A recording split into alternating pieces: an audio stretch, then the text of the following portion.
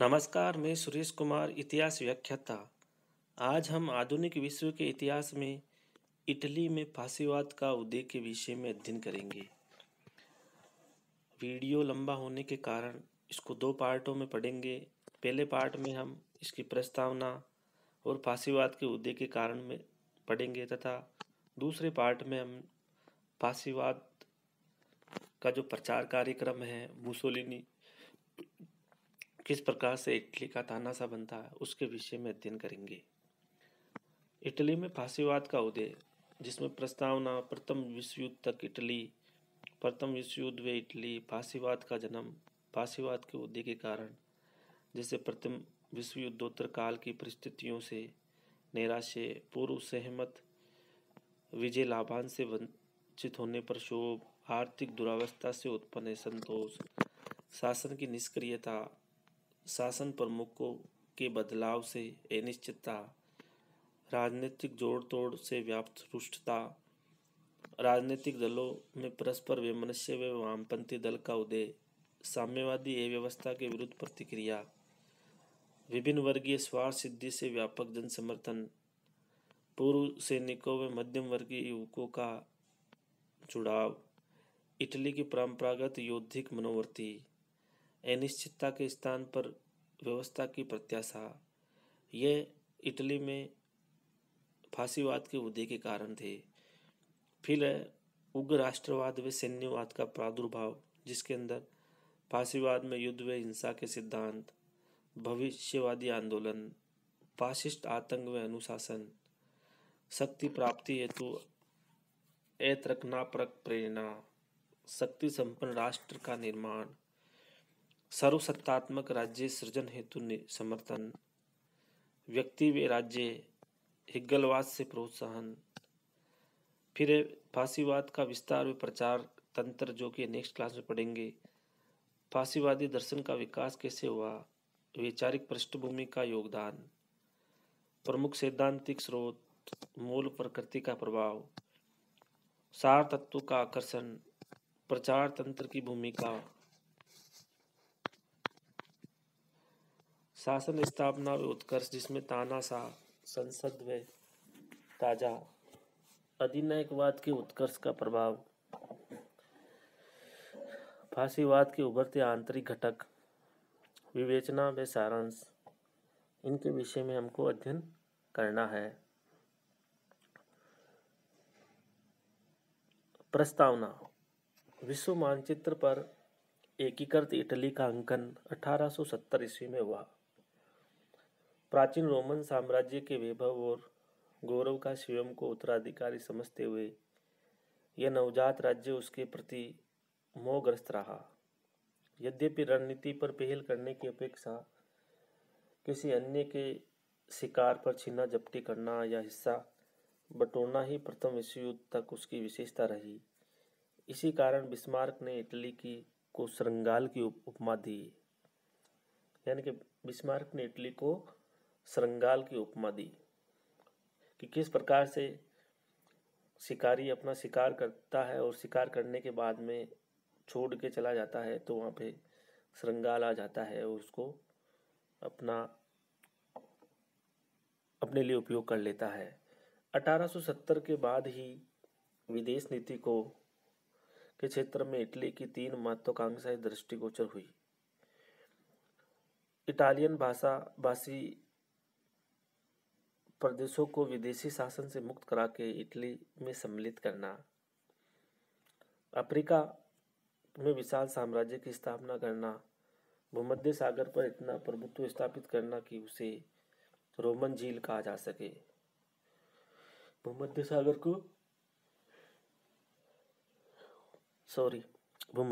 को रोमन झील कहा जा सके। प्रथम विश्व युद्ध तक इटली। इन 3 आकांक्षाओं की पूर्ति के लिए धूर्त अवसरवादी श्रृंगाल नीति का आश्रय लेते हुए इटली ने बिस्मार्क के इस कथन की सत्यता को प्रमाणित कर दिया। अतृप्त इटली ताक झांक करता हुआ भ्रष्टाचार एवं दुर्भाग्य की गंध से आकर्षित होकर इधर उधर बेचैनी से फिरता है। किसी पर पीछे से आक्रमण करने के लिए तथा थोड़े से लूट के माल को ले भागने के लिए तैयार रहता था। जैसे दो राष्ट्र लड़ते थे, जैसे ऑस्ट्रिया और फ्रांस में युद्ध हो रहा है, तो जो राष्ट्र पराजित हो जाता था तो उसके अगेंस्ट में जो राष्ट्र होता था उसके पक्ष में जाके पराजित होने के बाद में फिर उसके पक्ष में जाके और इटली चला जाता था और फिर अपना हिस्सा मांगता था।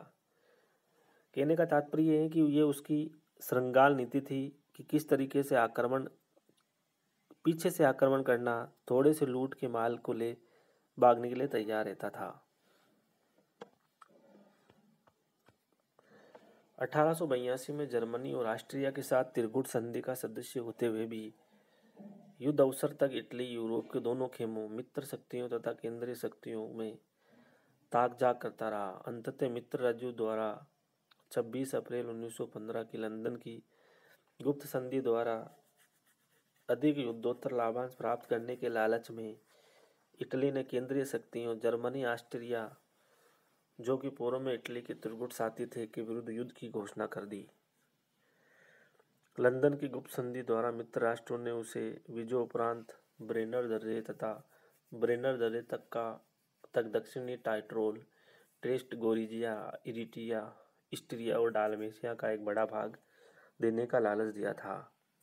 यद्यपि इटली के भूतपूर्व त्रिगुट साथियों जर्मनी, ऑस्ट्रिया ने भी उसे फ्रांस का अफ्रीकाई साम्राज्य देने का लोभ दे रखा था, किंतु वे युद्ध में मित्र राष्ट्रों की ओर से इसलिए सम्मिलित हो गया कि उसे इसमें अधिक लाभ दिखाई दिया। जी.एम. गोथर्न हार्डी के अनुसार पश्चिमी राष्ट्रों के पक्ष में हस्तक्षेप का निर्णय प्रधानमंत्री सेलेंड्रा ने 1915 में शुद्ध भाड़ेती आधार पर किया था। दोनों पक्षों से बातचीत करने के बाद उसने सबसे ऊंची बोली लगाने वाले को अपने देश की सेवाएं बेच दी। वे युद्ध के आदर्शवादी पहलुओं में कोई रुचि नहीं रखता था। इटली की यह भाव भंगिमा फासीवाद के उद्देश्य से संबंधित आगामी घटनाक्रम को समझाने की कुंजी है। लंदन संधि में वर्णित देय लाभांश की प्राप्ति का अपना दावा अधिक ठोस बनाने के स्वार्थ से इटली ने ऑस्ट्रिया पर विफल आक्रमण किया। ग्रांट और टेम्परले ने इस युद्ध में इटली के सैनिकों को भयभीत भगोड़ा का झुंड बताया है। युद्ध के अंतिम दौर में मरणासन ऑस्ट्रिया को विक्टोरिया वेनेटा में परास्त कर इटली ने अपनी झेप अवश्य मिटाई, परंतु महायुद्ध में इटली महाशक्ति जैसा उल्लेखनीय प्रदर्शन नहीं कर पाया। युद्ध की भांति शांति संधियों ने भी उसे निराश ही किया। प्रथम विश्व युद्ध में इटली के 7 लाख सैनिक मारे गए, लगभग 10 लाख घायल हुए, 12 अरब डॉलर युद्ध व्यय के अतिरिक्त 3 अरब डॉलर की संपत्ति नष्ट हुई। शांति संधियों द्वारा इटली को यूरोप में 16 लाख लोगों द्वारा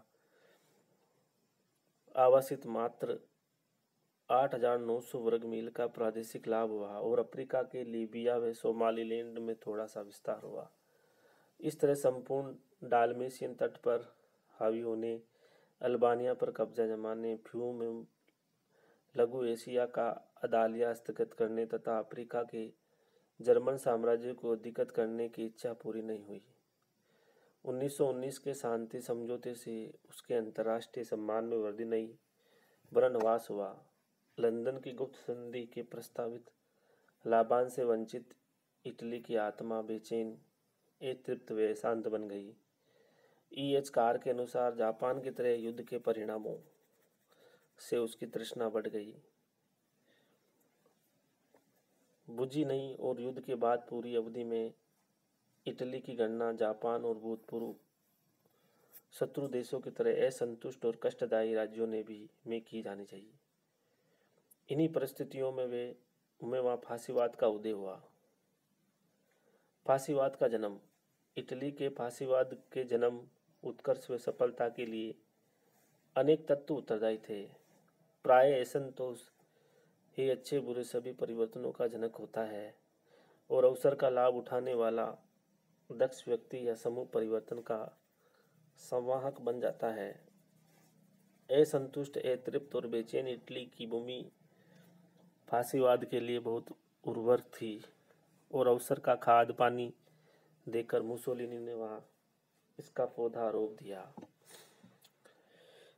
23 मार्च 1919 को मिलान नगर में मुसोलिनी ने फासियो डी कम्बेंटिमेंटो या फांसी सैन्य दल की स्थापना की।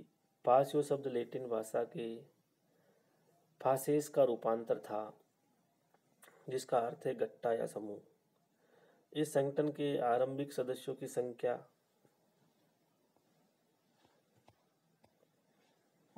केवल 54 थी। उन्हें भूतपूर्व सैनिक उग्र विचारधारक राष्ट्रवादी थे।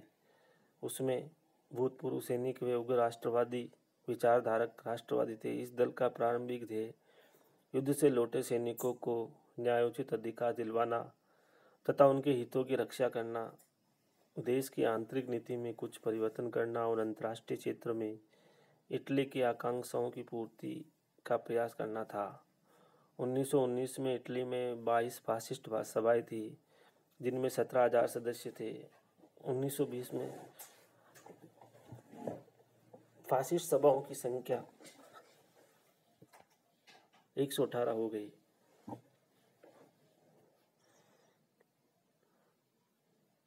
1922 में नेपल्स में फासिस्ट दल के सम्मेलन में अस्त्र शस्त्र से सुसज्जित 40,000 से अधिक फासिस्ट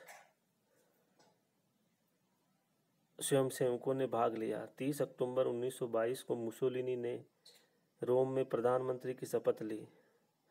शीघ्र ही उसने अपने हाथों में इतनी शक्ति अर्जित कर ली कि वास्तविक अर्थ में वे इटली का अधिनायक बन गया। मेरियन आइरिस के अनुसार अपने विकसित रूप में फासीवाद एक दल का शासन है जिस पर तानाशाह का नियंत्रण रहता है। वह सर्वाधिकार पूर्ण राज्य की स्थापना करता है। अब नेक्स्ट है फासीवाद के उदय के कारण। फासीवाद के उत्कर्ष के लिए न्यूनाधिक मात्रा में निम्नांकित कारण उत्तरदायी है। नंबर 1 है प्रथम विश्व युद्ध काल की परिस्थितियों में नैराश्य। प्रथम विश्व युद्ध में मित्र राष्ट्रों की विजय हुई। इटली ने विजेता राज्यों में स्थान ग्रहण किया, किंतु उसे यह अनुभव हुआ कि वह जीत कर भी हार गया है, जबकि वह आशा अतिरेक मोल तोल कर ही अपने पूर्व त्रिगुट साथियों के विरुद्ध मित्र राष्ट्रों के साथ हुआ था। उसे केंद्रीय शक्तियों के प्रतिनिधि ऑस्ट्रिया से कपोरेतो में लज्जित होना पड़ा। इस हार को इटली नहीं भुला सका।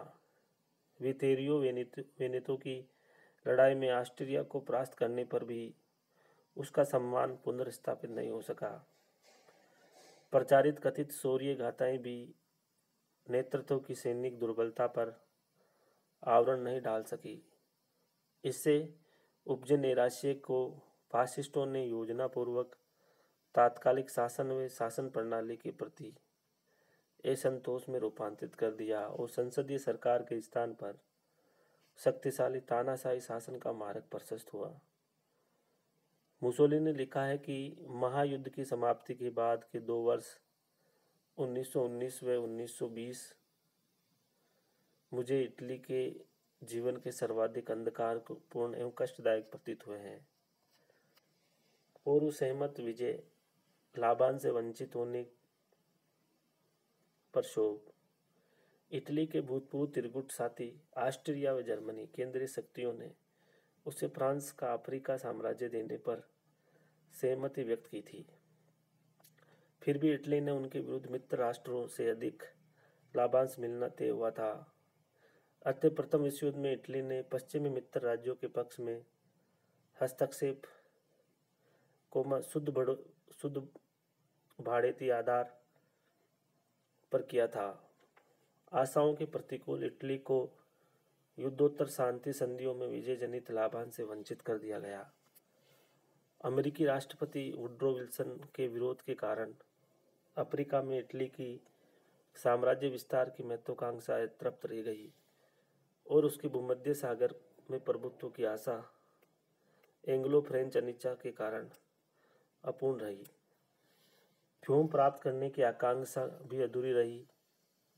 अपने गौरवमयी सपने को धूमिल होते देख इटली शुरबुद्ध हो गया।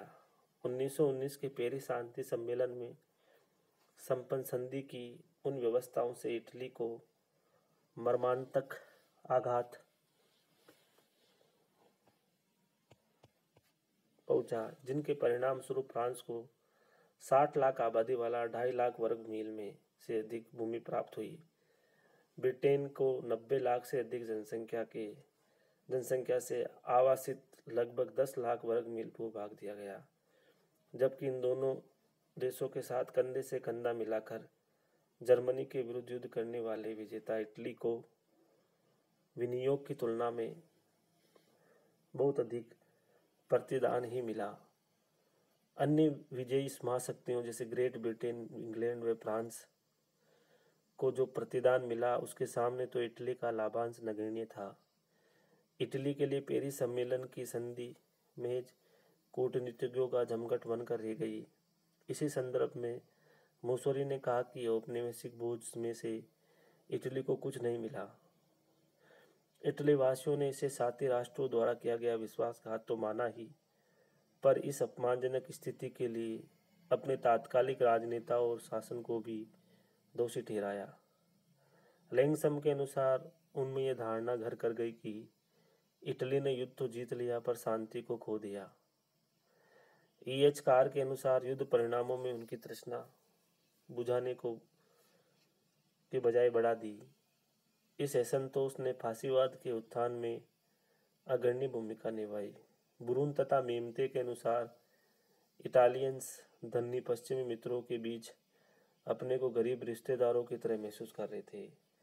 जिस प्रकार जर्मनी के लोगों में वर्साई संधि के विरुद्ध एक गहरा शोक था, उसी प्रकार इटली वासी भी अपनी टूटी फूटी विजय या अधूरी विजय के कारण दुखी रहे।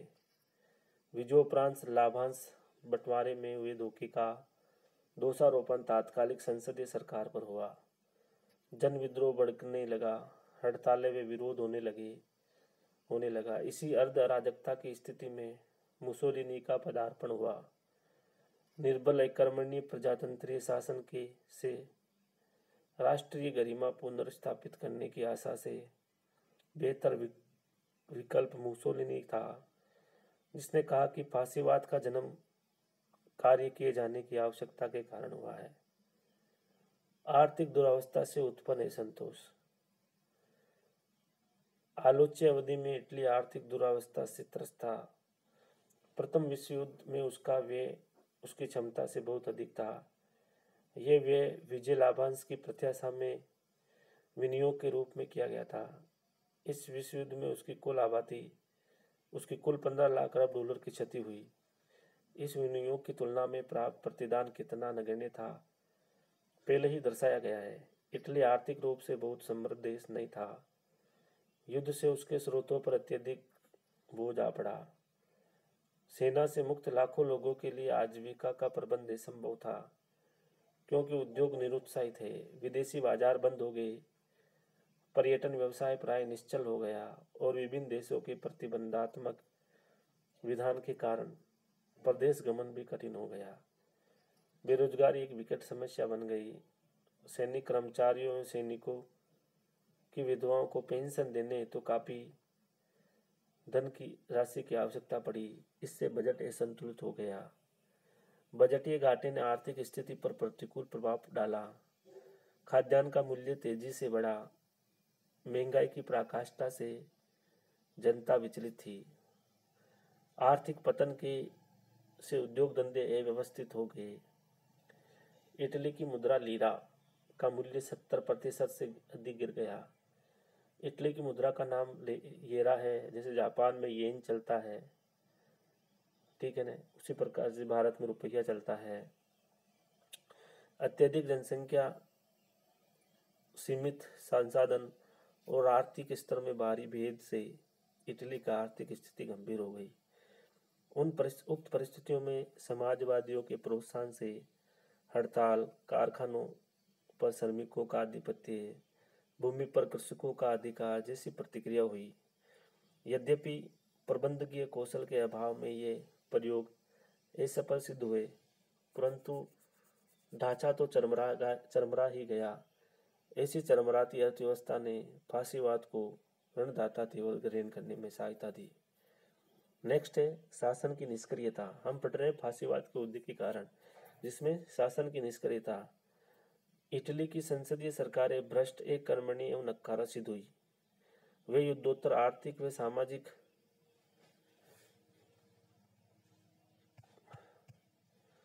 समस्याओं को सुलझाने में असफल रही। देश के सम्मुख उपस्थित चुनौतियों और विकराल समस्याओं के समाधान के प्रयास शासन की ओर से शून्य थे। 1919 ईस्वी में उग्र समाजवादी प्रभाव में हड़तालों, हिंसावादी के कारण अराजक स्थिति निर्मित हुई। प्रत्यक्ष कार्रवाई के अंतर्गत अनेक कम्यूनों पर समाजवादियों ने कब्जा कर लिया। मजदूरों ने अनेक कारखानों पर अपना अधिकार कर लिया। सरकार निष्क्रिय रही। 1920-21 ईस्वी में फासिस्ट व कम्युनिस्टों के मध्य अहिंसक संघर्ष होता रहा, लेकिन सरकार तटस्थ रही।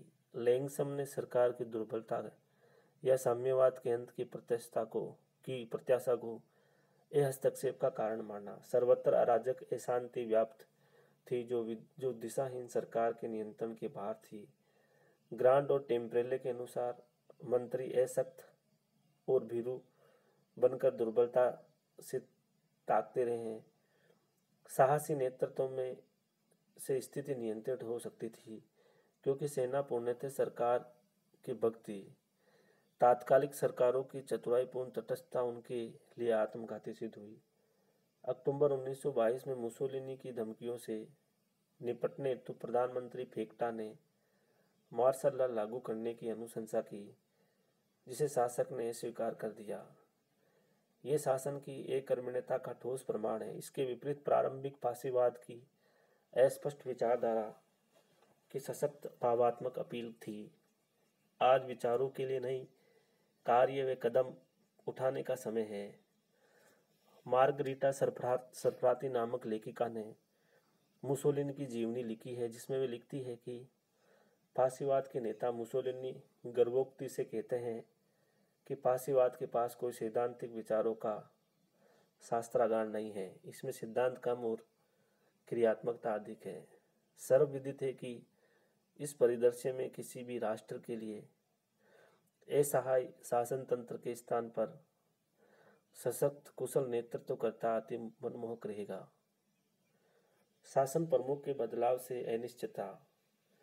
प्रथम विश्व युद्ध के काल में मुसोलिनी के सत्ता हथियाने तक इटली कितने ही प्रीमियर यानी प्रधानमंत्री देख चुका था। इटली में प्रधानमंत्री को प्रीमियर कहा जाता था। इस काल में सेलांड्रा, आल्ले पंडा नित्ती, गियोनो गियोलिती, एवोनो बोनोमी और लुइगो फेक्टा क्रम से प्रधानमंत्री बने और रटे। यद्यपि राष्ट्राध्यक्ष के रूप में राजा विक्टर इमैनुअल तृतीय 1900 से 1944 ने लंबी पारी खेली, परंतु शासन प्रमुखों के त्वरित बदलाव ने राजनीतिक स्थिरता को जन्म दिया। इससे उत्पन्न अव्यवस्था ने फांसीवाद के लिए जमीन तैयार की। नेक्स्ट है राजनीतिक जोड़ तोड़ से व्याप्त रुष्टता। गठबंधन शासन, संयुक्त मंत्रिमंडल, अल्पमत सरकार, सशर्त समर्थन एवं अन्य नेपथ्य चालों से राजनीतिक स्तर में अप्रत्याशित गिरावट आ गई। राजकीय हित व सार्वजनिक दृष्टिकोण के पक्ष में शासकीय कार्य संचालन का सिद्धांत गौण हो गया। निम्न सदन चेंबर ऑफ डेपुटीज में स्पष्ट बहुमत के अभाव में जोड़ तोड़ की सरकारें बिगड़ी। 1919 के निर्वाचन में समाजवादियों को 156 स्थान मिले। उन्होंने सदैव सरकार का विरोध किया, जिससे संसदीय गतिरोध कायम हो गया। ग्रांट एवं टेम्परेले के अनुसार 1921 ईस्वी में चुने हुए 35 फांसी प्रतिनिधियों मिस्क वेचेट के लिए मुसोलिनी ने कहा कि संविधानवादी होते हुए भी वे गियोलिनी का बिना शर्त समर्थन नहीं करेंगे।